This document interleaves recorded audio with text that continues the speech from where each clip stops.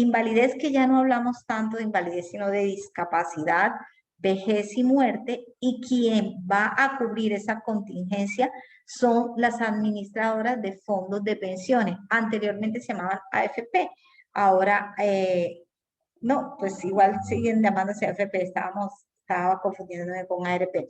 Entonces, administradoras de fondos de pensiones me cubren lo que es discapacidad, vejez y muerte, ¿no?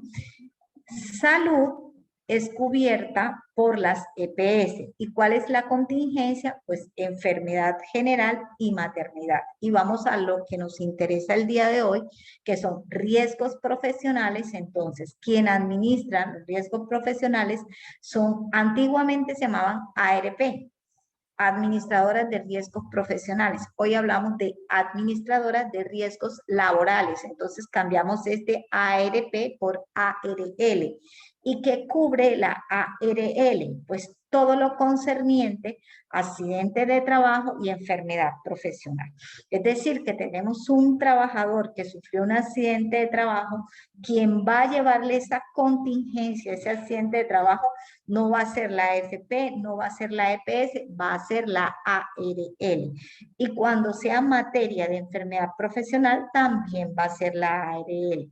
Esa ARL puede hacer esa investigación de accidentes de trabajo o de enfermedad profesional ella por sí sola, o puede derivarle a las IPS que hagan esa función. O sea, pueden contratar IPS para que hagan las investigaciones, de accidentes de trabajo, de enfermedad profesional.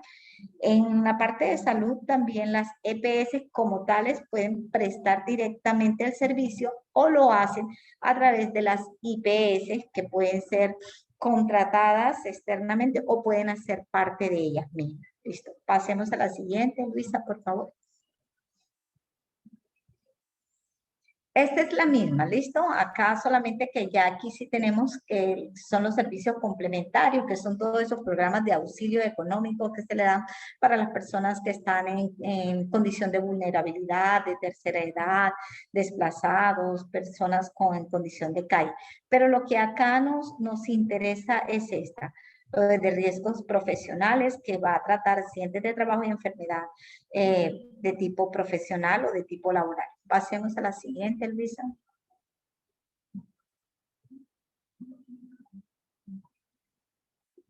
Bueno, entonces recordemos que es un accidente laboral y recordamos que el accidente laboral es ese suceso que es repentino. Recuerden que tiene que ser súbito, que no puede ser crónico, que es repentino, que viene por causa o por ocasión del trabajo. Es decir, directamente relacionada o indirectamente relacionada con el trabajo, y ya vimos cuando vimos accidentes de trabajo todas esas características, si el trabajador cumplía o no órdenes, si era uno del sindicato cuando sí, cuando no. Todas esas cosas ya lo vimos, entonces no nos vamos a detener en eso. Recuerden que entonces que es un suceso repentino, pero que siempre va a producir una lesión orgánica en ese trabajador, o una perturbación funcional o una alteración psiquiátrica que lo puede llevar a una discapacidad o que lo puede llevar a la muerte. Y recordemos también entonces que tenemos lo que son las enfermedades laborales, y recordamos que una enfermedad laboral no puede ser súbita, o sea, no puede ser como un accidente de trabajo. No es que yo comencé a trabajar ayer y ya mañana tengo una enfermedad laboral. No, eso es un proceso.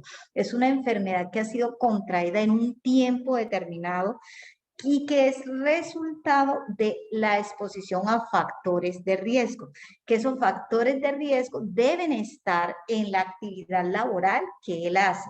Es decir, puede haber un factor de riesgo de ruido, por decir algo, pero si nosotros evidenciamos que tiene hipoacusia, pero que en su trabajo realmente, si se hace una dosimetría o si se hace unos estudios de ruido, el ruido no es mayor a 50 decibeles, pues no podemos estar hablando, aun cuando hayan hecho mediciones, de una hipoacusia inducida por ruido, cuando las evidencias dicen que los decibeles no fueron suficientes para producir una enfermedad de tipo profesional llamada hipoacusia o sordera.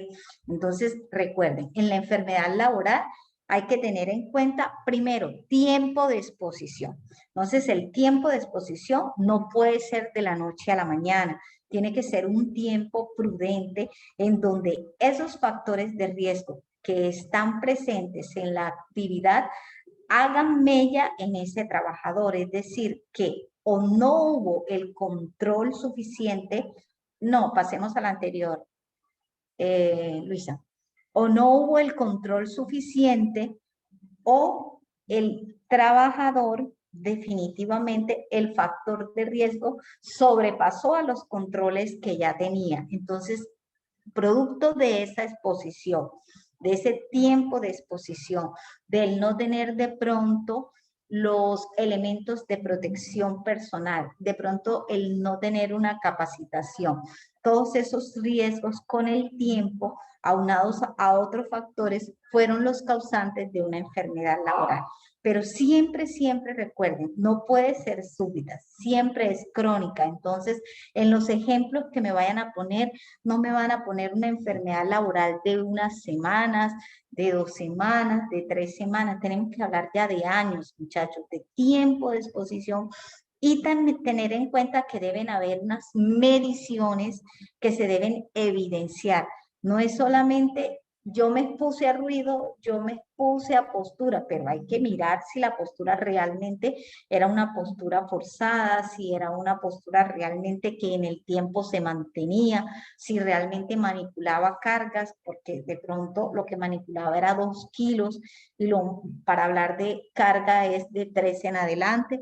Entonces, eso es importante que lo tengan en cuenta, muchachos, porque no quiero que en los ejemplos, cuando llegue la parte 2 del taller, me vayan a decir que tenía 1 mes, 2 meses. Y recuerden que hay diferencia en accidente laboral y enfermedad laboral para que no me los confundan, porque en las exposiciones hubo algunos, pero pues todavía se les perdona, ¿no? Pero ya después de esta clase no se les puede perdonar que me vayan a decir una enfermedad laboral 3 semanas después de la exposición. ¿Listo? Siempre hay un tiempo y debe ser un tiempo prudente y los riesgos deben ser evaluados y mirar si hubo control o no control. Si el control fue poco y los factores eran muchos, pues entonces ganaron los factores de riesgo y producto de eso es la enfermedad laboral. Listo, pasemos, Luisa, por favor. Bueno, entonces el gobierno nacional, ellos periódicamente están sacando unas enfermedades que ellos consideran son las que se pueden determinar como enfermedad laboral. Ahora, el hecho de que una enfermedad no esté en esa tabla no implica que si una persona la adquiere en el tiempo prudente, tiene los factores de riesgo, se puede mostrar con análisis de puesto de trabajo, con la enfermedad que tiene, con las actividades, haciendo una buena matriz, se determina que realmente hay una causalidad de esos factores de riesgo con las condiciones de salud de esa persona, independiente de que esté en la tabla o no, es una enfermedad laboral. Entonces no me digan, ah, no, es que, por ejemplo, pongamos una cirrosis, digamos así. Entonces, que la cirrosis no está dentro de la tabla de enfermedad laboral, pero si nosotros logramos determinar que hay una causalidad entre esa cirrosis y la actividad que está haciendo, es enfermedad laboral. Entonces, no es excusa que muchas veces la junta puede decir, ah, no, es que no está en la tabla, entonces no la catalogamos. Ahí el paciente tiene derecho a que se le catalogue independiente de que el gobierno no la tenga como una enfermedad laboral. Entonces es importante tener eso en cuenta, tener en cuenta que pues por lo menos cada 3 años se están haciendo esos cambios, algunas veces adicionan, otras veces van sacando, por ejemplo el síndrome de túnel carpiano ya está que lo sacan, porque tiene muchos componentes que pueden ser como de origen general, por ejemplo si la persona es diabética, si está en embarazo, listo, otros diagnósticos diferenciales que a veces pesan mucho más que la misma actividad.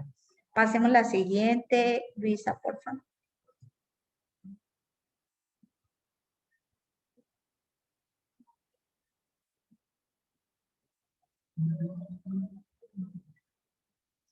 ¿Se cayó, Luisa?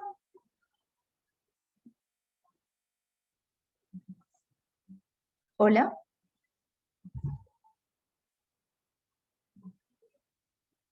Sí, doctora, ya un momento. Listo, tranquila. Chicos, cuando no entiendan algo o tengan alguna pregunta, por favor, enseguida la hacen. ¿Listo? Para que no se les olvide después.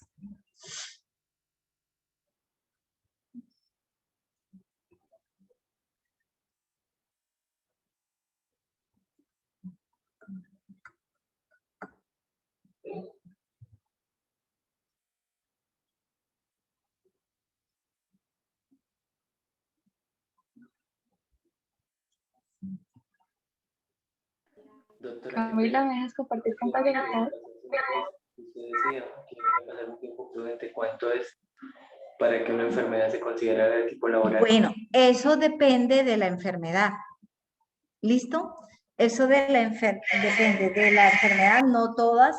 Hay algunas, por ejemplo, ciertos cánceres necesitan de 10, 15 años, algunas neumoconiosis por lo menos 5 o 10 años, mientras que otras con menos de 5 años ya están. Entonces, eso depende de cada enfermedad. ¿Listo? O sea, no es que siempre sea 5 años ni que sea más de 10 años.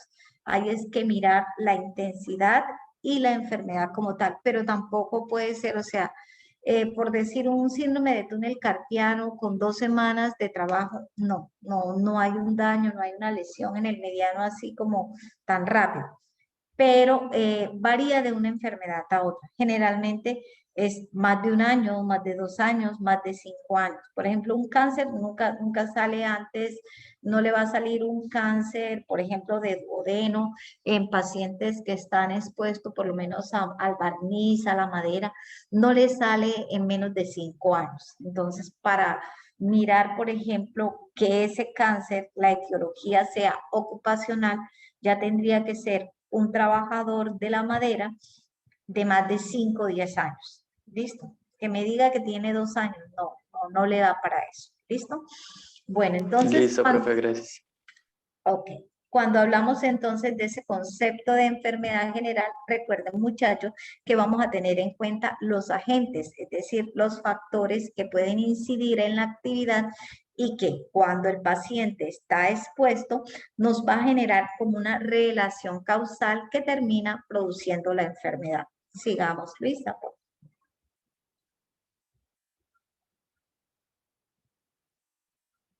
Bueno, entonces vamos a las generalidades de la calificación, o sea, cómo, cuándo y cómo se hace esa calificación.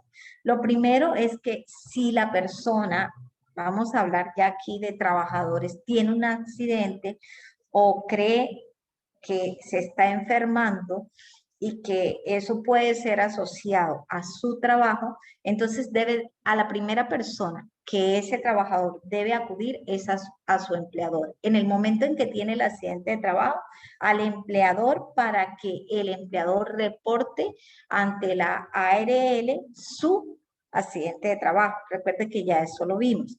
Ahora, si la persona siente, se está enfermando, pues le dice a su empleador que se está enfermando y aparte va a la EPS para que su médico general comience pues ya como a hacer la sospechita, digamos así, de esa enfermedad y que pueda remitir a donde tenga que remitir. ¿A dónde tiene que remitir el médico tratante? El médico tratante primero debe ir a los especialistas. ¿Para qué? Para afinar el diagnóstico, para afinar si realmente, o sea, que deje de ser una impresión diagnóstica hasta que sea un diagnóstico, no una impresión diagnóstica de síndrome de túnel carpiano, sino ya un diagnóstico de síndrome de túnel carpiano con no solamente la clínica, sino también que lo vea fisiatría o lo vea ortopedia y que mire realmente cómo está la electromiografía. Pero acuérdense que la clínica es fundamental. Entonces, ahí ya el especialista lo va a mandar a medicina laboral de la EPS. ¿Listo?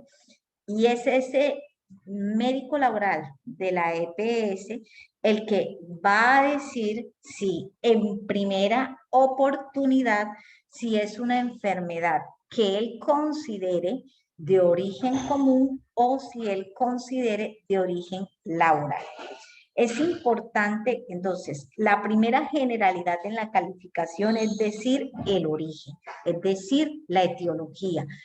¿Asociado a qué? Entonces tenemos que puede ser asociado a dos aspectos. Origen común, o sea, enfermedad general, que no tiene nada que ver con el trabajo, o de origen laboral, cuando la causa radica en los factores de riesgo que hemos venido hablando durante todo el semestre y que generan una posible enfermedad laboral. Entonces, la primera generalidad de calificación es: uno, tenemos un trabajador que pudo tener un accidente de trabajo. Ese accidente de trabajo tiene que ir a la urgencia, ¿listo? Ahí ya después el equipo investigador dirá si fue de trabajo o no. Pero vámonos con enfermedad profesional, que es lo que nos compete. Entonces, esa enfermedad, ese trabajador que tiene una sospecha, ojo, sospecha de enfermedad de tipo laboral, tiene que decirle a su empleador, tiene que sacar una cita ¿con quién? Con medicina general. Medicina general, pues como ya vio bastante semiología ocupacional, el médico general, que son ustedes, van a hacer una impresión diagnóstica, que es una sospecha. Pero como es una sospecha, no se puede colocar todavía como enfermedad profesional, porque donde nosotros le coloquemos enfermedad profesional, de ahí se agarra el trabajador y nadie lo saca de ahí. Es enfermedad profesional y no ha sido calificado. Entonces, como es sospecha, hasta que se demuestre lo contrario, es enfermedad general. ¿Listo? Recuerden, se pone sospecha, pero entonces queda como enfermedad general hasta que realmente sea calificado. Cuando ya es calificado, entonces ahí sí decimos, bueno, es una enfermedad profesional y ahorita veremos que hay otras cosas que se califican. Entonces, lo primero que se califica y que lo hace la EPS y que lo hace el médico laboral de la EPS en cuanto a enfermedad profesional, digamos así entre comillas, es la etiología, o sea, el origen. Y el origen puede ser común o laboral. ¿Listo? Es importante hacer esta distinción entre común. ¿Por qué? Porque si la enfermedad es de origen común, quiere decir no tiene nada que ver con el trabajo, entonces todo eso, lo que se derive, la prestación económica, la tiene que pagar la EPS, pero el valor no es del 100%, como ahora veremos. Ahora, sí, todo va como de origen laboral, quien lo cancelará será la ARL. Hasta que se demuestre lo contrario, es común, porque todavía apenas estamos haciendo, digamos que los pininos de calificación, ¿vale? Ahora, ya si es accidente de trabajo, el accidente de trabajo enseguida, si ya se definió como tal, lo cancela la ARL enseguida. Si el accidente el trabajador quiso decir que fue de trabajo, pero realmente no se cataloga porque era que apenas él iba para su trabajo, iba en su bicicletica y le pasó. Entonces, no, es un accidente de tránsito, algo muy común, y ahí quien tiene que pagarle es la EPS. Entonces, es importante establecer el origen porque la contingencia la va a pagar de acuerdo a que si es común lo paga la EPS y si es laboral lo paga la ARL. Y en cuanto a cuánto recibe el trabajador, es importantísimo porque de origen común solamente es el 66.66, mientras que de origen laboral se va al 100%. Y ya veremos después si el de origen común se prorroga en el tiempo, cuánto es que realmente recibe el trabajador. Listo, pasemos al siguiente. ¿Alguna pregunta, muchachos? Bueno, si ustedes tienen pregunta, me van preguntando enseguida, ¿vale? Sigamos, porfis. Entonces, es importante tener que lo primero que tenemos en cuenta es el origen, que puede ser común o que puede ser laboral. Entonces, cuando la enfermedad es de tipo común o general o el accidente no se asocia con el trabajo, los primeros 2 días de incapacidad los paga directamente la empresa.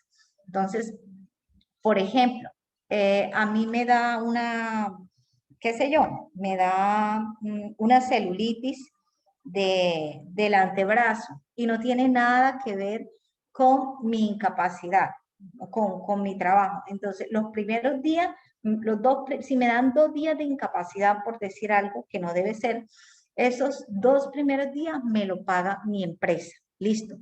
A partir del tercer día y hasta los primeros 90 días ya lo paga la EPS. ¿Listo? Pero ¿cuánto se le paga al trabajador cuando es de origen común? O sea, cuando es de origen general. Se le paga el 66.66% del salario. O sea, si yo devengo un salario de 1.000.000 de pesos, voy a recibir solamente 660.000 pesos. ¿Listo? Ahora, después que pasen 90 días de estar incapacitado ese trabajador y hasta los 180, lo sigue pagando la EPS, pero ya no le dan el 66.6, sino que le dan el 50%. Es decir, que si se ganaba 1.000.000, le van a dar, cuando ya tenga 100 días de incapacitado por enfermedad común, le dan 500.000 pesos. Listo. Cuando ya el trabajador por enfermedad común pasa de 180, se fue como la pantallita. Entonces, ya no lo va a pagar la EPS, sino que pasa al fondo de pensiones. Y el fondo de pensiones ya entra a valorar si hay posibilidad de que ese trabajador, esa enfermedad se rehabilite o si se le tiene que pensionar ya por discapacidad. Entonces, es importante tener en cuenta que el origen común, el trabajador no va a ganar el 100% de su salario. De ahí la importancia de decir cuál es el origen, porque es que la prestación es total, es un 34%, prácticamente 33 puntos y 40% menos. Y cuando ya pasa de 90 días, pues es la mitad, muchachos. Eso es importantísimo que lo tengamos en cuenta. Entonces, recuerden que si ya el trabajador lleva ya más de 180 días, ya no va a pagarlo la EPS, sino el fondo de pensiones. Y el fondo de pensiones entonces ya empieza un proceso. Primero, es valorar al trabajador y tratar de rehabilitarlo. Pero si ya no se puede, ya se comienza a hacer el proceso de pensión por discapacidad permanente total o lo que mal llamado invalidez. ¿Listo? Cuando la incapacidad es de origen profesional o laboral, porque ya definitivamente ya la Junta determinó, ya se determinó sea la Junta Nacional o la Junta Regional, ya se determinó que es de origen profesional esa enfermedad, pues se le paga el 100%. ¿Y quién lo paga? Lo paga la ARL. Ahora, si estamos hablando de accidentes de trabajo, inmediatamente que el señor tuvo el accidente de trabajo, el 100% de su salario lo recibe y todo lo que necesite se lo deben dar. Es decir, si necesita un medicamento, lo paga la ARL, si necesita laboratorios, lo paga la ARL. Ahora, ¿desde cuándo comienza a pagar la ARL? Desde el primer día que tuvo el accidente de trabajo o desde el primer día en que ya se ha calificado como enfermedad de tipo profesional. ¿Listo? Entonces es importante que si ya pasa más de 180 días, ¿listo? Y por ejemplo, no se ha logrado establecer si necesita rehabilitación o no. Entonces se puede prorrogar hasta 180 días más antes de calificarlo. Es decir, La ARL espera 180 días y se valora, ¿no? Y se valora si todavía esa persona puede alcanzar un poquito más de mejoría. Si puede alcanzar un poquito más de mejoría, se le dan 180 días más, es decir, son en total 360 días antes de hacerle como la calificación de cuánto ha perdido por ese accidente de trabajo o por esa enfermedad profesional. O sea, ya no estamos hablando acá de etiología, ya dijimos que es profesional, ya hablamos del origen como profesional. Ya esto de acá, de prorrogarlo a 180 días más, es para hablar cuánto perdió, cuánto le ha quitado esa enfermedad, cuánto ha sido la pérdida de la capacidad, si es más del 50 o menos del 50. ¿Listo? De todas maneras, siempre, ese trabajador no puede ganar menos del salario mínimo mensual vigente. ¿Listo? Pasemos, por favor.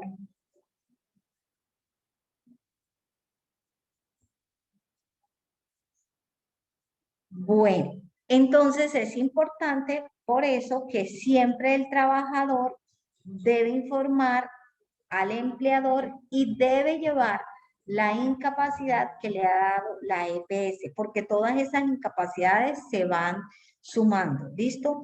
Si un trabajador tuvo un accidente de trabajo, le dieron una incapacidad, pero no se la lleva a su empleador y se pierde porque le dieron 20 días, pero él nunca la llevó, por eso lo pueden despedir, porque es que él tiene que reportar todo lo que la EPS le emita. Pasemos, por favor.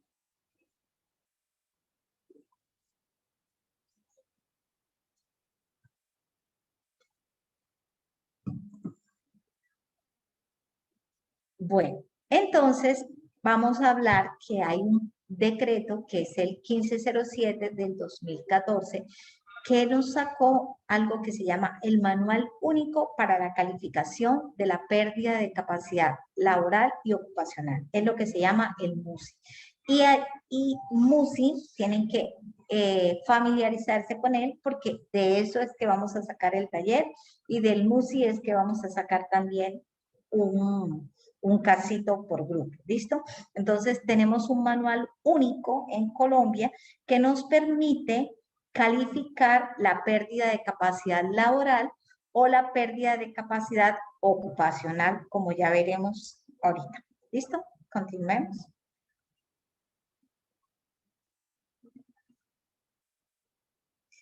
Bueno, ¿a quién le aplica? Entonces, le aplica a todo el mundo. ¿Listo? A todos los trabajadores, ya sean públicos, oficiales, semioficiales, y a todas las personas del sector privado en general. Pero también le aplica a cualquier persona del territorio nacional, independientemente de su edad. Entonces podemos decir que el MUSI también se le aplica a niños, se le puede a ancianos, personas que estén trabajando o no estén trabajando. ¿Por qué? Porque no siempre vamos a determinar pérdida de capacidad laboral. A veces no están trabajando, pero sí vamos a determinar pérdida de capacidad ocupacional, que es algo diferente como veremos ahora.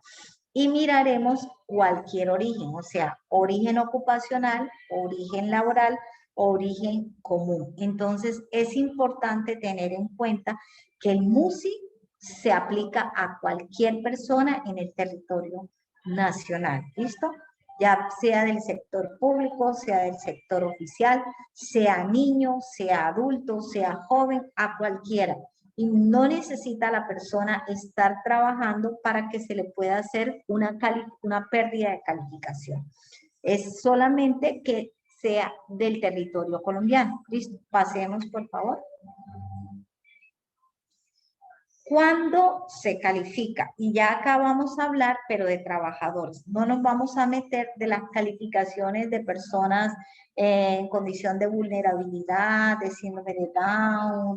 No nos vamos a meter esto porque estamos en seguridad y salud en el trabajo. Solamente quería decirles que el MUSI se le puede aplicar a ellos. Pero vamos a meternos ya en la parte laboral y cuándo se califica a un trabajador. No es que llegue y que ya digamos que tenemos la sospecha y que ya el médico laboral de la EPS crea en primera oportunidad que es de origen laboral. No, primero, para que sea calificado debe alcanzar una mejoría médica máxima, que ahora lo veremos. Segundo, si está en proceso de rehabilitación, ya debe haberlo terminado. ¿Por qué? Porque de pronto le faltan terapias, sean físicas, sean psiquiátricas, sean psicológicas, y ese paciente puede mejorar todavía. Entonces, si nosotros comenzamos a calificarlo antes de que alcance la mejoría, puede que ese paciente ahí le estemos quitando o le estemos poniendo y tenemos que ser objetivos. Entonces, tiene uno que alcanzar la mejoría médica máxima, es decir, que hasta ahí llegó, como decía mi profesor de estadística, hasta donde llovió barro, bueno, hasta donde le dio, ya no da más, ya de ahí esa persona no va a mejorar más, o sea, alcanzó su máximo nivel, lo que más se pudo mejorar de esa patología, lo más que se pudo rehabilitar y ya el proceso debe haber sido terminado. O sea, psiquiatría, si estaba con psiquiatría, debe decir ya terminó conmigo, o si estaba con fisiatría, ya el fisiatra dice ya no hay más que hacerle hasta que llegó. Y no puede superar 540 días después de un accidente de trabajo o de que le hayan hecho el diagnóstico de su enfermedad. ¿Listo? Entonces, es importante que tengamos en cuenta esas generalidades para que no comencemos a decir que le vamos a hacer pérdida de calificación a alguien que todavía no ha tenido una mejoría médica máxima o que se encuentre en un proceso de rehabilitación. Listo, y no se le puede pasar tampoco la fecha. Listo, pasemos por favor. ¿Cómo es la metodología? Entonces, la metodología es que va a haber un equipo de calificación y ese equipo de calificación va a tener en cuenta el rol laboral, el rol ocupacional, para poder decir si hay o no pérdida de capacidad laboral. Entonces, lo primero es identificar dentro de la población ese sujeto de calificación que es, de acuerdo a qué, al ciclo vital y al rol que desempeña. ¿Cómo se come eso? Es decir, vamos a identificar, por ejemplo, si es un niño. Y entonces decimos, ¿qué rol desempeña un niño en la sociedad? ¿Qué hace un niño? Un niño juega, un niño interactúa o un niño estudia. Entonces, la etapa del ciclo vital sería niño y el rol que desempeña, juego o estudio.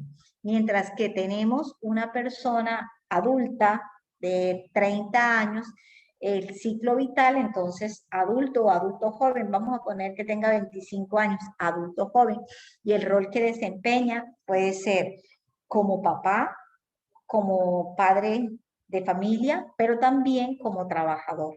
Entonces, vamos a tener que al calificar, vamos a ver, uno, a qué grupo poblacional pertenece, sea niño, adolescente, adulto joven, adulto maduro, tercera edad, etcétera. ¿Y cuál es el rol ocupacional? O sea, ¿qué hace él, esa persona, de acuerdo al grupo poblacional al que pertenezca? Porque entonces, si nosotros decimos que es un niño, pero el niño no puede jugar, entonces hay una pérdida en su rol ocupacional, porque el niño debe jugar siempre. Un niño debe jugar, pero si la enfermedad que tiene, lo tiene discapacitado de tal forma que el niño no puede interactuar con otros niños, no pueda jugar a parqué siquiera. Entonces, su rol ocupacional está siendo afectado, está siendo limitado y hay una restricción en ese chico. Entonces, lo importante es tener en cuenta el ciclo vital y el rol que desempeña. ¿Listo? Y eso va establecido por el grupo poblacional a que él pertenece y al papel que él desempeña en la sociedad. ¿Listo? Pasemos, por favor. Entonces, tenemos que tener en cuenta estos conceptos que son básicos para cuando ustedes vayan a hablar de música. Entonces, uno es la capacidad ocupacional, otro es la capacidad laboral y otro es la condición de salud. Entonces, ¿qué es la capacidad ocupacional? La capacidad ocupacional es lo que puede hacer esa persona en la vida diaria, muchachos. O sea, ¿qué actividades puede hacer esa persona como niño, como joven, como adulto? ¿Listo? Lo que yo puedo hacer, que yo manejo una moto, que yo puedo regar el jardín, que yo puedo jugar parqués, que yo puedo jugar a la golosa, eso es una capacidad ocupacional. O sea, no tiene que ver con el trabajo en sí, tiene que ver es con las actividades diarias, lo de la vida cotidiana, la ocupación de la persona en qué gasta su vida, digamos así, ¿listo?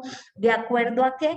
De acuerdo al ciclo vital a que pertenece esa persona. Entonces, vamos a tener en cuenta capacidad ocupacional diferente de capacidad laboral. Ya cuando yo hablo de capacidad laboral, voy a hablar de toda la destreza que tiene que tener esa persona, esas aptitudes, si recuerdan del profesiograma, entonces ya sea del orden físico o sea del orden mental, y que le permiten realizar sus actividades o desempeñarse en su trabajo. Entonces, mientras que la capacidad laboral se asocia con la capacidad de desempeñar un trabajo, la capacidad ocupacional nos habla de la capacidad para ejecutar labores diarias en la vida cotidiana. Es importantísimo que tengan en cuenta eso, ¿listo? Ahora, las condiciones de salud son todas esas patologías que le pueden pasar a la persona, todas esas lesiones que pueden tener la persona, que pueden ser agudas, si son súbitas o crónicas, dependiendo del tiempo, y que siempre pues ya están clasificadas, como ustedes saben, en una clasificación internacional que es el CIE-10, y que esas lesiones pueden ser congénitas o pueden ser adquiridas, listo. Entonces, la condición de salud son todas las patologías que tenga esa persona, de tipo agudo o de tipo crónico. Pasemos por fin.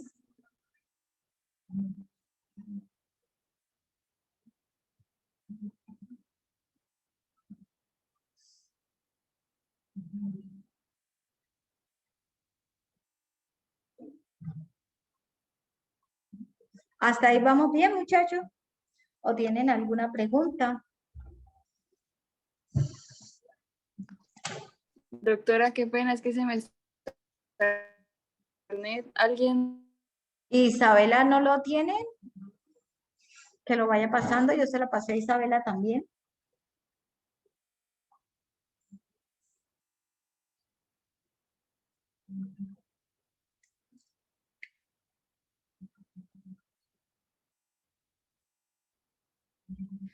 Doc, lo que pasa es que no puedo compartir pantalla. Yo igualmente las mandé al grupo, no sé si de pronto alguno puede colaborar compartiéndolas. ¿Quién las puede compartir, muchachos? Porfis, es que yo tengo un problemita aquí y por eso es que se las envío.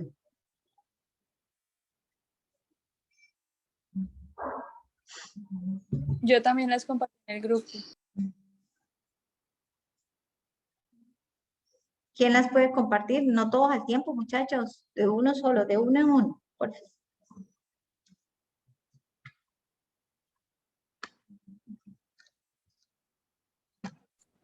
Ya, yo les colaboro. Listo, Juliana, gracias.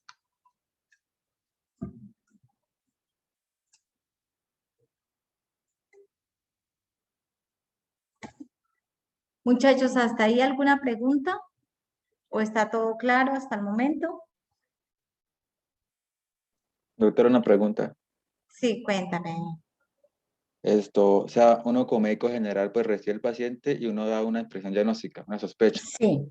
Y uno de ahí remite al especialista o remites al médico profesional de la EPS, de laboral. No, no. Primero tienes que, o sea, sí lo puedes hacer, pero cuando ya tengas, por ejemplo, si ya tienes concepto de fisiatría o de psiquiatría del especialista de acuerdo a la enfermedad.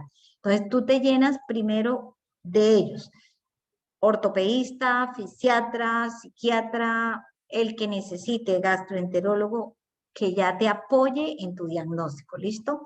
Pues ya cuando ellos lo dan y vuelve a ti, tú ya lo puedes mandar a medicina laboral, ¿listo? porque medicina laboral ya debe tener todo, ya debe tener el concepto de los especialistas, ya él es el que va como a determinar, y ahora él, el médico laboral, enseguida debe pedir análisis de puesto de trabajo. Sin el análisis de puesto de trabajo, él no se puede quedar solamente con el concepto que le dio la ortopedia, ni el que diste tú, ni nada de eso.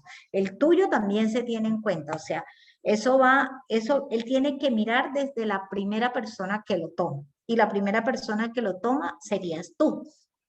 Listo.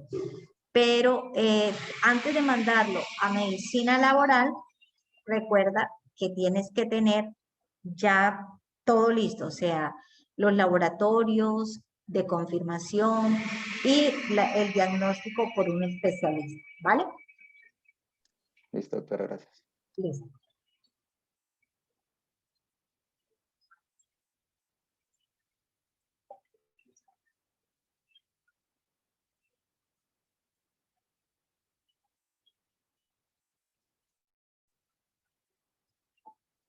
Listo, bueno.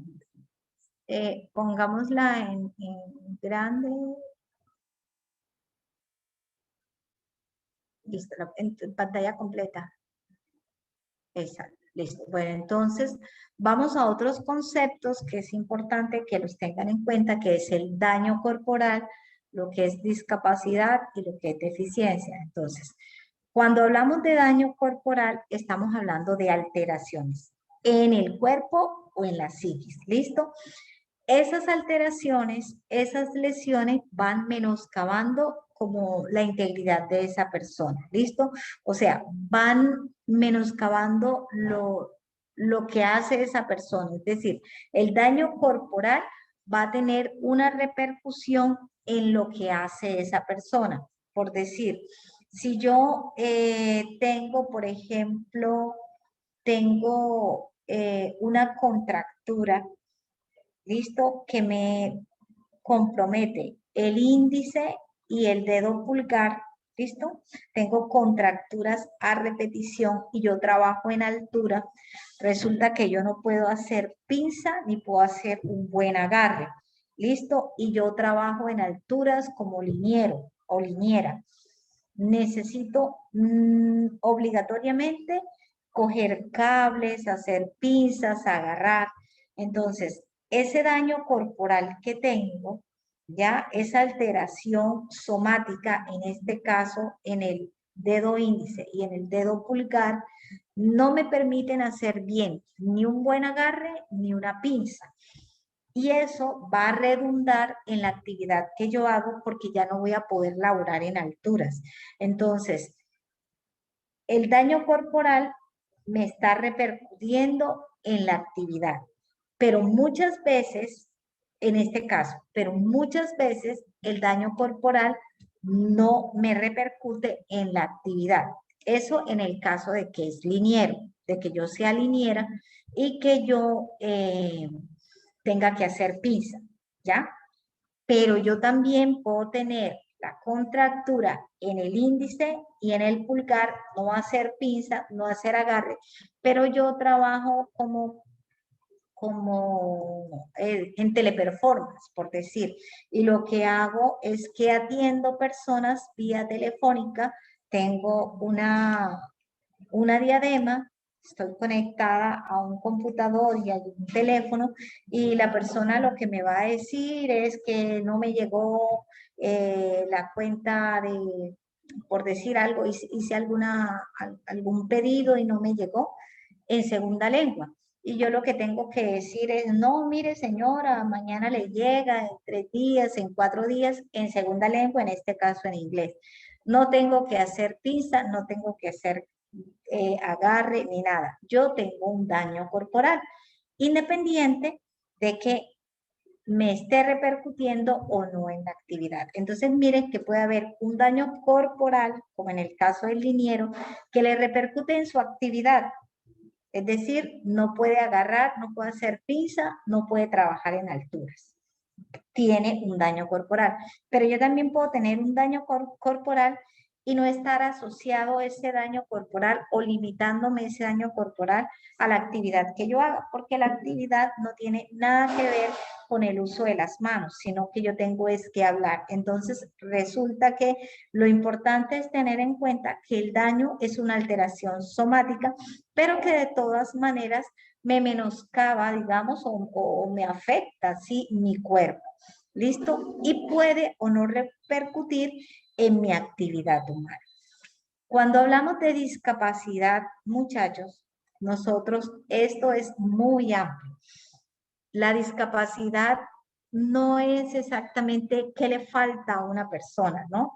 Sino a veces son las barreras que el medio le pone a esa persona. ¿Me hago entender? Una persona puede estar en silla de ruedas porque es parapléjico, ¿listo?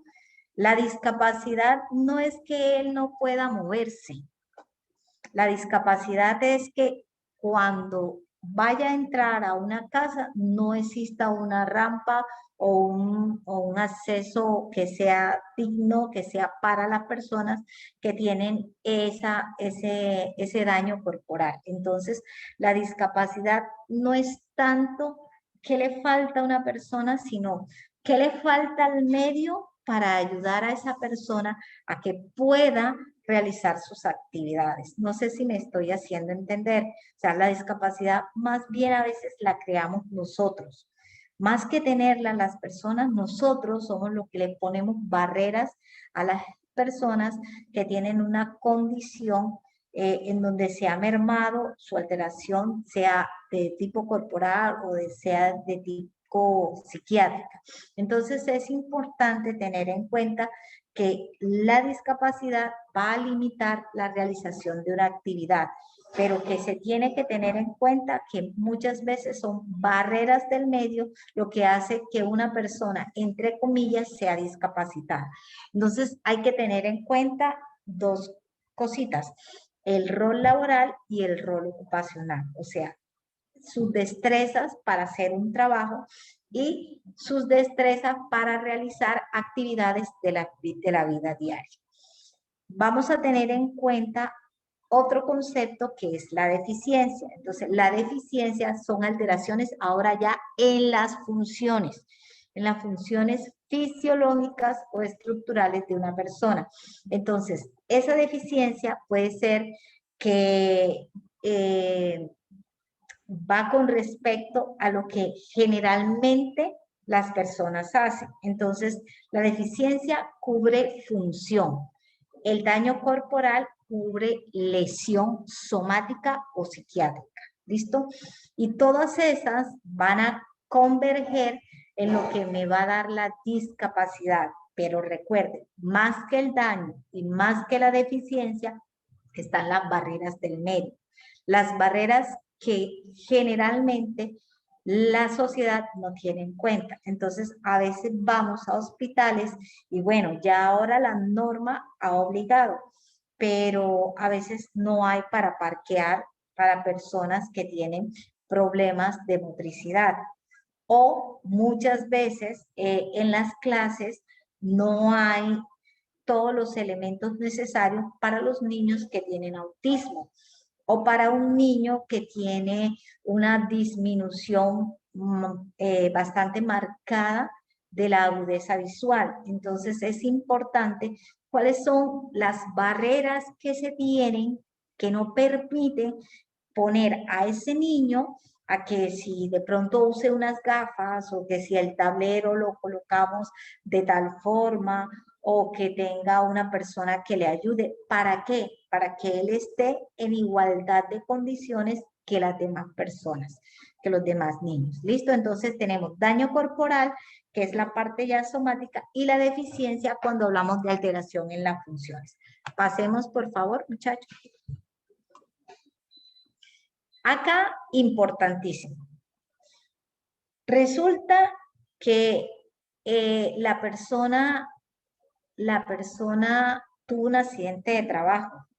Listo, lo tuvo el 13 de octubre del 2020. Y tuvo una lesión, pero no quiere decir que desde ese día que tuvo el accidente, necesariamente desde ese día ya comenzó a perder su capacidad laboral u ocupacional.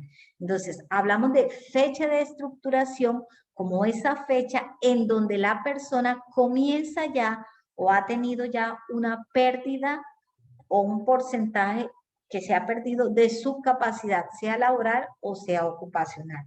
Y no siempre coincide con la fecha del accidente de trabajo o con la fecha de inicio de los síntomas. ¿Me hago entender?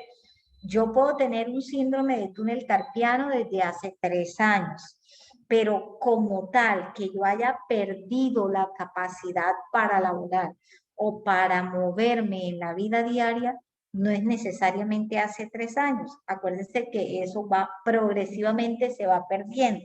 Entonces, la fecha de estructuración es esa fecha en la que realmente la persona ha comenzado a tener pérdida o un porcentaje de pérdida de su capacidad laboral, sea por accidente de trabajo o sea por una enfermedad. Y puede ser enfermedad común o puede ser de origen laboral. Aquí no tenemos en cuenta tanto la etiología, sino cuándo fue que realmente comenzaron, como decir así, como la secuela. ¿Cuándo fue que empezó realmente a perder la capacidad para laborar o para interactuar en la vida diaria? Entonces, ojo, importantísimo, porque si yo le digo fecha de estructuración, no me van a decir, no, la fecha de estructuración de la paciente del síndrome de túnel carpiano fue hace 3 años cuando comenzó a tener parestesia en las manos, qué dolor, qué disminución de la fuerza. No, es cuando realmente esa persona ha perdido su capacidad para hacer pinza, para laborar, que no puede ya laborar, ya no puede hacer su función o no puede siquiera picar la carne allá en la cocina. Entonces, ojo, porque que no se me confunda, porque cuando vayan a hacer su caso, me tienen que decir la fecha de estructuración.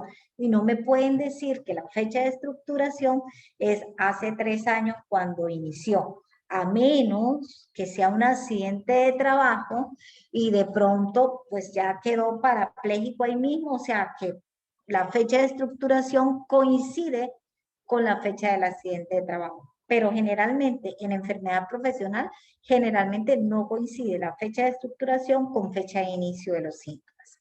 Bueno, entonces, cuando hablamos de estado de invalidez, que generalmente ya no se dice eso, muchachos, porque es como muy peyorativo, ¿no? Entonces, cuando esa persona ha alcanzado más del 50% de la pérdida de capacidad laboral u ocupacional. Cuando esa persona alcanza eso, decimos que estamos ante una pérdida de capacidad total. ¿Listo? Una pérdida de capacidad total es cuando ya perdió más del 50%, sea de su capacidad laboral o sea de su capacidad ocupacional. Ahora, es importante que ustedes tengan en cuenta que el médico laboral, que va a ser el que va a hacer la calificación en primera oportunidad, se tiene que agarrar de todo.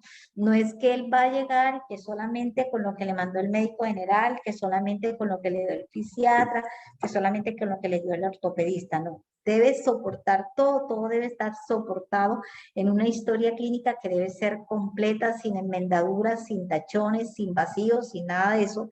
Debe tener los paraclínicos necesarios para fundamentar esa enfermedad, todas las ayudas diagnósticas, debe haberse dado la fecha de estructuración y la pérdida de capacidad laboral. Esto va a ser dado por la historia natural de la enfermedad, que para eso hicimos los ejercicios con síndrome de túnel carpiano, con epicondilitis, cómo era la etiología. Para eso fue que les dije que sacaran lo de la anatomía, lo de la fisiopatología, lo de la etiología, las manifestaciones clínicas. Por eso es que hay que saberlo, muchachos, porque en el momento de hacer una investigación o una pérdida de capacidad, todo esto debe estar soportado. ¿Listo? Ahora, esta fecha la va a argumentar un equipo calificador y debe estar consignada en la historia clínica. ¿Listo? Pasemos a la próxima, por favor. Lo que les decía, en algunos casos la estructuración no coincide con la fecha del accidente o con la persona, cuando se comenzó a enfermar. Entonces, vamos a hablar del porcentaje de pérdida de capacidad laboral. Entonces, recuerden, tenemos primero el origen, que puede ser común o que puede ser de tipo laboral. Tenemos ahora el porcentaje de pérdida. Ya una vez dicho si es común o si es laboral, vamos a decir cuánto perdió. Entonces vamos a determinar el porcentaje de esa pérdida, porque dependiendo de ese porcentaje, así se va a manejar la situación del trabajador. Entonces, vamos a ver que de acuerdo a eso vamos a tener unas incapacidades que pueden ser temporales, parciales o permanentes. Fecha de declaratoria de la pérdida de la capacidad laboral. Entonces, es la fecha en la cual se emite la calificación. Ojo, hay una fecha de estructuración, muchachos, no se me confundan. Es cuando comienza a tener o cuando tiene la pérdida de capacidad. Ahora, la fecha de declaratoria es que alguien, una junta, un equipo, hace una calificación, emite una calificación, dice un porcentaje y dice desde esta fecha, yo digo que perdió más del 50%, menos del 50% de su capacidad laboral u ocupacional. ¿Y por qué es importante? Porque a partir de la fecha de capacidad laboral, pues se van a tomar también digamos como otros conceptos. De ahí se derivan otras prestaciones. Entonces, pasamos a la siguiente, por favor. Bueno, acá para decirle lo que es trabajo habitual, que ustedes ya saben, el trabajo habitual es lo que hace una persona diariamente y que para eso tiene una remuneración. Pasemos, que esa no era la que le quería, pasemos porfis. Bueno, rehabilitación integral, recuerden que para hacer pérdida de capacidad laboral ya debe estar rehabilitado. Entonces la rehabilitación no es solamente física, también es mental, es también que la persona pueda ya interactuar en la vida, tenga una participación plena, de tal forma que esa persona pueda actuar lo más posible con autonomía y con independencia. Entonces, la rehabilitación integral debe abarcar todo eso, no solamente desde el punto de reinserción laboral, o sea, que él pueda volver a trabajar, sino que también él en su vida diaria puede ser una persona que pueda ser funcionante y de forma digna, ¿listo? Entonces, es importante tener en cuenta eso. Sigamos. Recordemos acá lo que es una mejoría médica máxima. Bueno, esto se los coloco es para que ustedes de pronto no lo encuentren como mejoría médica máxima, sino como pérdida comprobable, como pérdida fija y estable. Todo significa lo mismo. O sea, es como hasta donde llovió barro. Ya no se puede más.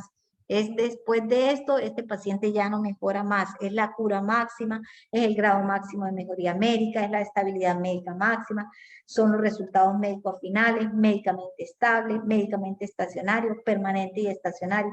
Generalmente se usa como mejoría médica máxima, pero de pronto en algunos textos o en internet lo pueden encontrar como alguno de estos que les he mencionado acá, pero significa lo mismo, es que ya este paciente es lo máximo que se pudo rehabilitar, lo máximo que se pudo con él, la patología ya no permite que mejore más, es hasta donde llovió barro definitivamente. Sigamos, por favor. Bueno, eso es lo mismo y lo que incluye todos los tratamientos. Pasemos, por favor. Bueno, entonces, a lo que queríamos llegar.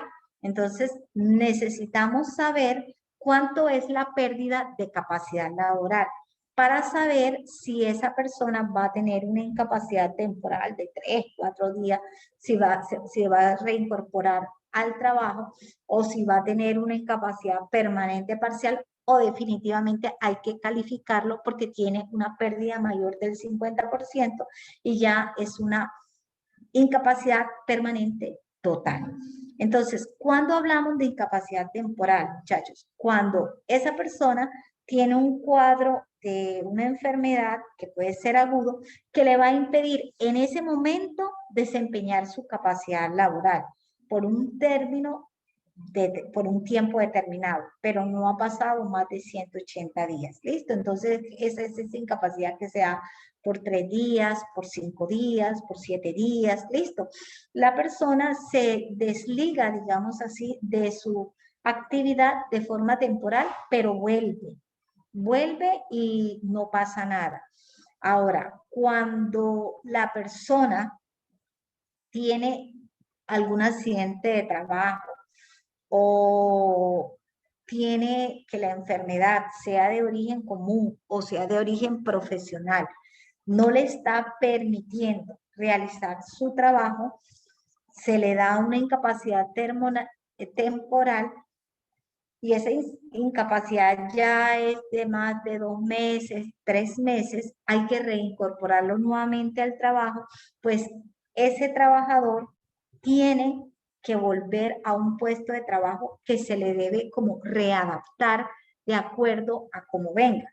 Entonces, esa persona viene con unas recomendaciones, por ejemplo, que no labore en altura, entonces no lo tienen que poner en su puesto, pero con la recomendación de que altura no, de que va a ser siempre a ras de piso. Entonces, la reincorporación al trabajo exige que esa persona, antes de irse a trabajar, sea valorado por un médico ocupacional y que ese médico le dé unas recomendaciones para que el trabajador no se vaya a lastimar más. Entonces, se reincorpora al trabajo con una recomendación.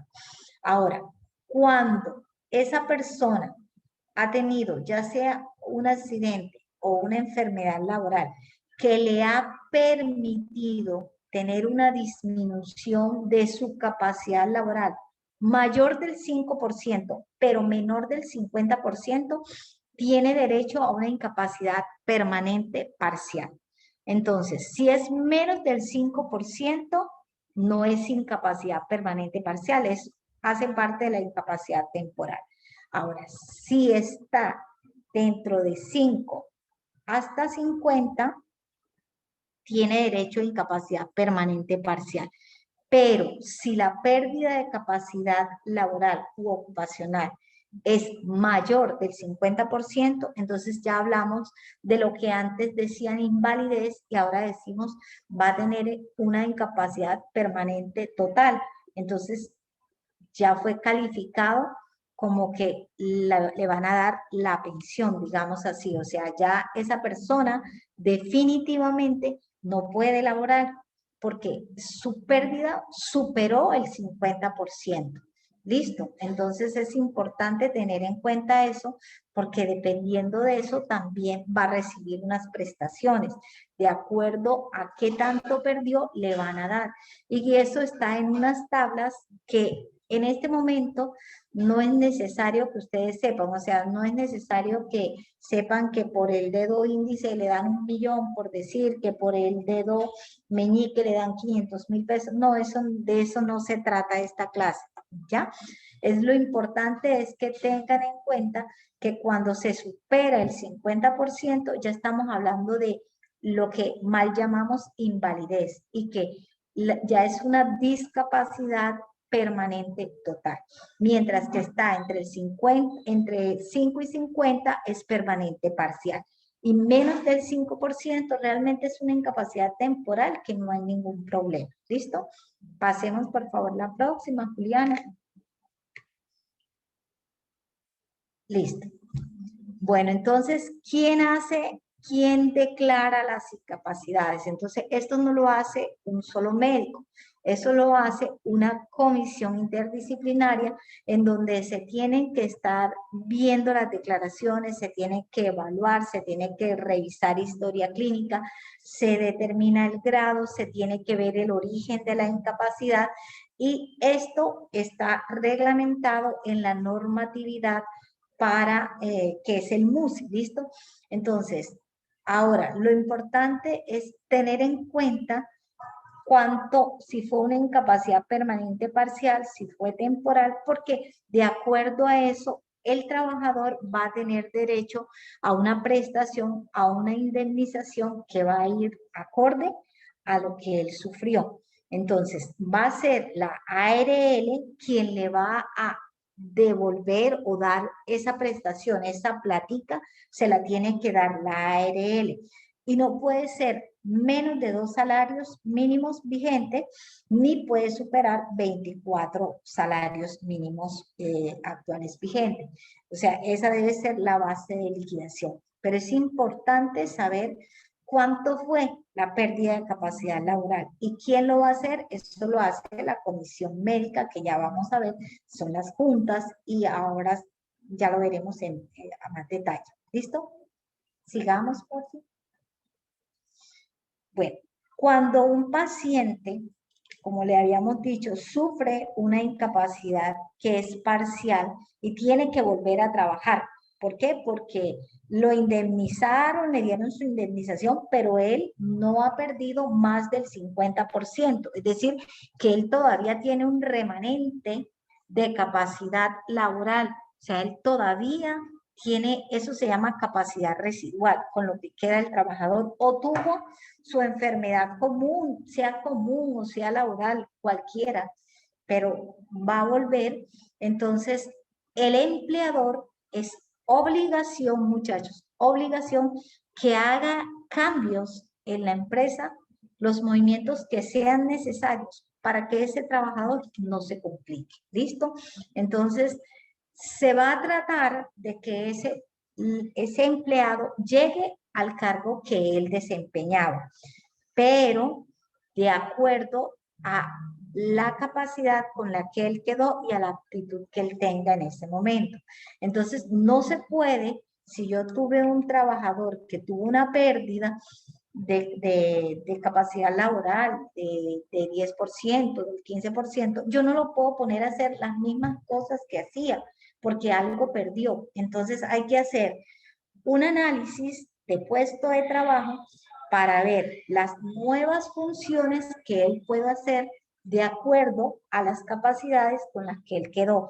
Y eso se cruza esa información y yo digo, ah, bueno, yo puedo hacer este movimiento, yo puedo ponerlo a hacer esto y esto no lo puedo hacer. Yo lo puedo poner a trabajar a ras de piso y no en altura, porque es que este paciente quedó con limitación para hacer pinza y para hacer agarre, y en altura no se puede así. Entonces lo tengo que poner a ras de piso y tengo que ponerlo en un puesto de trabajo que no tenga que hacer ni pinza, ni tenga que hacer o que no sea fundamental el agarre.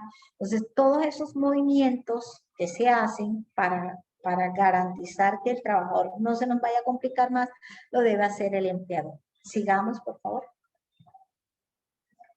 Bueno, entonces vamos a calificación de origen. Entonces, vamos a calificar origen, o sea, la etiología, que si es ocupacional, que si es común o que si es laboral. Entonces, la calificación es el procedimiento por el cual se determina si la situación que llevó al accidente o a la enfermedad es de origen laboral o de origen común. Ya eso se lo habíamos explicado. Y la pérdida de capacidad es todo lo que él pierde en cuanto a destreza, aptitud para poder hacer el trabajo que venía haciendo. ¿Listo? Sigamos, muchachos. Bueno, entonces, esto ya también lo habíamos dicho, que para poder definir la pérdida de capacidad laboral es cuando ya se haya tenido la mejoría máxima. Listo, pasemos, es la misma diapositiva, está repetida. Y ahora vamos a ver cómo se hace, cuál es el procedimiento. Entonces, resulta que el seguimiento o las recomendaciones médico-laborales cuando hay un proceso de rehabilitación, sea en el caso de un accidente de trabajo o en caso de una enfermedad laboral, si tiene ese rótulo, trabajo o laboral, sea accidente o enfermedad, el responsable es la ARL. No se le olvide, por favor. Entonces, la ARL, cuando ya voy a mandar al trabajador, tiene que dar las recomendaciones. ¿Listo? en caso de accidente de trabajo o en caso de enfermedad laboral. Pero si la enfermedad es de origen común, que se viene agravando por el trabajo, quien debe velar y hacer el seguimiento es la parte de área de seguridad y salud en el trabajo de la empresa. Ojo, ARL tiene que ver con enfermedad profesional y accidente de trabajo.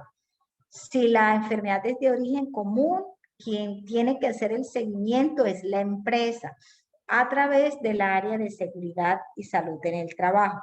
Ahora, si vamos a calificar origen de enfermedad, origen para ver si es una enfermedad laboral, siempre se solicita análisis de puesto de trabajo. Pero si vamos a calificar origen de accidente laboral, no hay que hacer ningún análisis de puesto de trabajo. Entonces, el análisis de puesto de trabajo se solicita en caso de que se vaya a calificar origen, sea común o laboral, para sacar cuál es, siempre en este caso. Pero en caso de que sea accidente de trabajo, no hay necesidad de hacer análisis de puesto de trabajo. ¿Listo? Sigamos, por favor, chicos. Entonces, ¿cómo es el procedimiento que se debe hacer para poder hacer la calificación de origen y la pérdida de capacidad laboral, sea por enfermedad o por accidente? Entonces, lo primero, el trabajador le tiene que decir al empleador que tuvo un accidente o que ya está teniendo problemas de salud y va, si es un accidente de trabajo, igual va a urgencias y lo atiende un médico general, ¿cierto?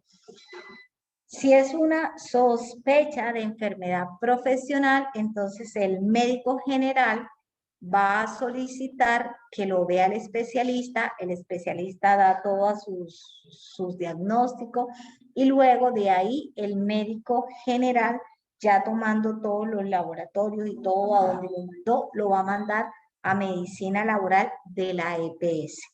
¿Para qué? Para que el médico laboral de la EPS dé una calificación de primera oportunidad. Ojo, oportunidad. ¿Qué hace ese médico laboral de la EPS? Debe pedir a la empresa donde trabaja ese señor que le hagan un análisis de puesto de trabajo. Entonces, la EPS solicita al líder de seguridad y salud en el trabajo o quien haga las veces en esa empresa todos los documentos para que puedan hacer esa calificación. ¿Y cuáles son los documentos? El análisis de puesto de trabajo. Entonces, el área de seguridad y salud en el trabajo deben contratar y hacer un análisis de puesto de trabajo. Cuando ya tenga ese análisis de puesto de trabajo, vuelven y se lo devuelven al médico laboral y el médico laboral ahí sí va a poder hacer con todo lo que ya dijo, fisiatría, ortopedia y demás, el posible origen, digamos así, de esa enfermedad. Entonces, en caso de que sea un accidente de trabajo, no se necesita hacer ningún análisis de puesto de trabajo, eso que les quede claro, ¿listo? Entonces, lo importante, tenemos una persona que se cree que tiene una enfermedad profesional, va al médico general, el médico general hace una sospecha, pero mientras no se diga lo contrario, queda como enfermedad general, lo remite a los especialistas pertinentes, los especialistas mandan los laboratorios que consideren, el médico general también puede mandar algunos, ya se ha hecho como un diagnóstico ya mayor y eso el médico general lo remite a medicina laboral. Medicina laboral solicita al área de seguridad y salud en el trabajo un análisis de puesto de trabajo. Cuando el área ya lo tenga, se lo pasa a la EPS y la EPS, o sea, a través del médico laboral, hace la calificación en primera oportunidad. ¿Hasta ahí vamos bien? Asumo que sí, chicos. Sí, doctora. Sí, doctora. Bueno, sigamos entonces. Bueno, entonces, una vez que ellos reciben ese soporte de análisis de puesto de trabajo, entonces el médico laboral emite un concepto sobre el origen de la enfermedad. Ese concepto se llama concepto en primera oportunidad. Entonces, el médico de la EPS dirá, bueno, según el análisis de puesto de trabajo y lo que me mandó el ortopedista, el fisiatra y el médico general, yo digo que es una enfermedad de tipo profesional y generalmente el médico de la EPS obviamente va a decir que es profesional. ¿Por qué? Porque si dice que es general, pues le toca pagar a la EPS. Esto, muchachos, no crean que es algo muy sencillo. Aquí la ética también juega un papel fundamental y muchas veces vemos que es violentada a más no poder. ¿Listo? Muchas veces vemos que las EPS dicen que son laborales, si no son laborales, o miraremos N veces cuando llega la ARL y dice que eso no es laboral, y se agarran de cualquier pelo para decir que es general cuando realmente la historia dice que de verdad es de tipo ocupacional. Entonces, acá juega mucho, mucho, mucho quién está ahí a cargo de eso, ¿no? Porque a veces las personas pues piensan mucho en su trabajo y se les olvida que la misión para la cual uno está, ¿listo? O sea, y es no dar a quien, o sea, no dar de más, pero tampoco quitar. Como médicos laborales o médicos ocupacionales, nosotros debemos tener los criterios suficientemente claros, igual cuando ustedes también estén como médicos generales, de saber justificar sus diagnósticos de tal forma que al pan pan y al vino vino. No le dé de más, pero tampoco le quite. Si tiene 2 orejas, póngale que tiene 2 orejas, pero no le diga que tiene una oreja cuando tiene 2, o no le ponga que tiene 2 cuando realmente tiene una. Entonces, ya una vez que el médico laboral tiene eso, emite entonces la calificación, la primera calificación que se dice de primera oportunidad. Y entonces dice, ¿es de origen laboral o es de origen común? ¿Listo? Cuando es accidentes de trabajo, lo que se tiene que calificar, quien emite el concepto inicial ya no es la EPS, o sea, la EPS no tiene nada que ver ahí, quien emite ese concepto es la ARL, ellos dicen si es o no es accidentes de trabajo, listo. Bueno, resulta que la EPS dijo, vamos a hablar de enfermedad profesional, no nos vamos a meter con accidentes. Entonces, el médico laboral dijo en primera oportunidad que era un accidente, que era una enfermedad de tipo laboral, profesional. Ese concepto se lo pasa a la empresa, se lo pasa al trabajador y se lo tienen que pasar a la ARL. Entonces la ARL dice, sí señor, acepto, me parece que sí es una enfermedad, me parece que sí, no, me parece que es una enfermedad profesional y perfecto. Ahí ya el trabajador queda calificado en origen. ¿Listo? Y se dice que tiene una enfermedad profesional. Pero eso no es la realidad generalmente. Generalmente el médico laboral de la EPS dice, en primera oportunidad es una enfermedad profesional y viene el de la ARL y dice, no señor, lo siento, no es una enfermedad de tipo laboral, es una enfermedad de tipo común. Entonces ya hay una controversia y esa controversia tiene que ser solucionada. Entonces vamos a ver que tiene que pasar a otra instancia. ¿Listo? Pasemos entonces a la siguiente. Entonces lo primero que calificamos es común o laboral. ¿Listo? Ya eso lo habíamos dicho. Pasemos.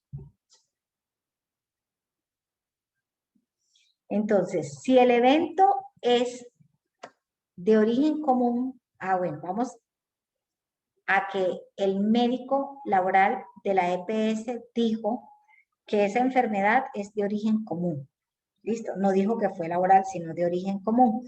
Entonces, la persona puede que diga, ok, acepto, es de origen común, hasta ahí llegó. O sea, ya el origen es común, ya sabe que va a ganar el 66.6% y si no pasa del tiempo estipulado, porque si no pasa la mitad, bueno, entonces ya quedó ahí. La persona no puso la interpelación, no apeló, estuvo de acuerdo en que le dijeran que fue común, entonces eso se archiva en la historia ocupacional y no ha pasado nada. Solamente va a ganar entonces el 66.6%. Pasemos el siguiente. Ahora, la persona le dijeron, el médico laboral de la EPS le dijo que era de origen común, pero la persona no está de acuerdo. Entonces, ella tiene que ir a una primera instancia, que es la Junta Regional de Calificación. Ella le dice, no señor, yo apelo y me voy a la Junta. Entonces, la EPS tiene que mandar a la Junta ese caso. Y la Junta va a decir, sí señor, es una enfermedad común. Y resulta que la persona dice, no señor, mi enfermedad es laboral, entonces tiene derecho a apelar y la Junta tiene que pasar el caso a la Junta Nacional de Calificación. Se va el caso a la Junta Nacional de Calificación y la Junta vuelve a decir que es de origen común. Y la persona dice, no señor, yo no estoy de acuerdo. Entonces se va a la justicia ordinaria y la justicia ordinaria decide quién, si es común o si es laboral. Listo, hasta ahí llega eso. Entonces, eso en el caso de que tenemos la enfermedad de origen común dada por un médico laboral de la EPS. Pasemos al siguiente. Ahora, si el médico laboral de la EPS dice que el origen es laboral, la calificó como laboral, entonces el área de seguridad envía ese formato único de reporte de enfermedad profesional a la ARL. Y la ARL obviamente va a chillar, ¿no? Entonces va a solicitar todo lo que ella quiera y va a pedir nuevamente el análisis de puesto de trabajo y la copia de la historia clínica. ¿Para qué? Para fundamentar y decir si sí es o no es. Entonces, los médicos laborales, pero ya no de la EPS, sino de la ARL,